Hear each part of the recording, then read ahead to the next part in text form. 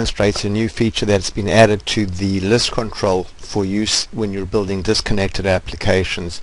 The feature allows you to compress the data before the list is persisted to local storage, thereby allowing you to put more data into local storage than was previously possible, keeping in mind that there's a limit as to how much data can be put into local storage. It would typically around 5 megabytes or so. So you can see here that inside the list, inside the UX component now, we have a new property here called compress data in list control before storing in local storage. So I'm going to leave this off right now, and you can see that we have a list control over here that's going against north winds, and then underneath that we've put the list control local storage manager, which is this control here inside predefined controls. We've got this local storage manager, and this control here just allows us to peek inside local storage to see what's currently there.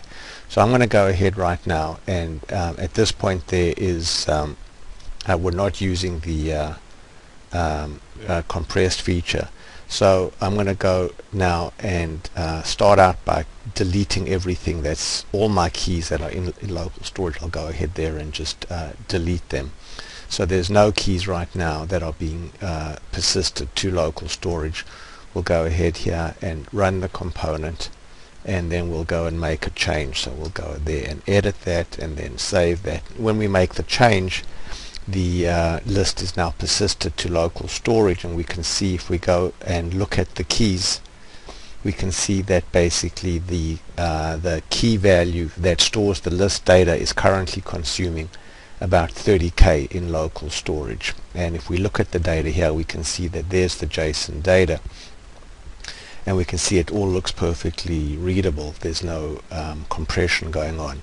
So now I'm going to go back to design mode now and go over to properties, and here I'm going to go now and check this property to compress the data. So now we'll go ahead and we'll run the component again.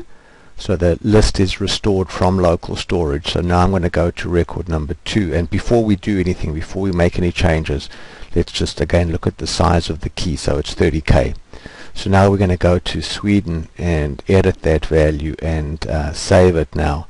So now let's go and refresh the list of keys, so all keys, and now you can see that the data now is down to 7K, and if we look at it, we can see that it's prefixed with the word compressed, and then the actual data itself, you can see it looks like it's all been encoded. So this is the compressed version of the data that's being put into local storage. So now if I go back to design and then back to working preview, I can see that the list is restored correctly. So even though we had compressed data in the list, it's still restoring correctly. So let's go over there to make our next change. So that's our third change. Now we have 3 uncommitted changes, and if we go and look in local storage, basically you can see we're only consuming 7K.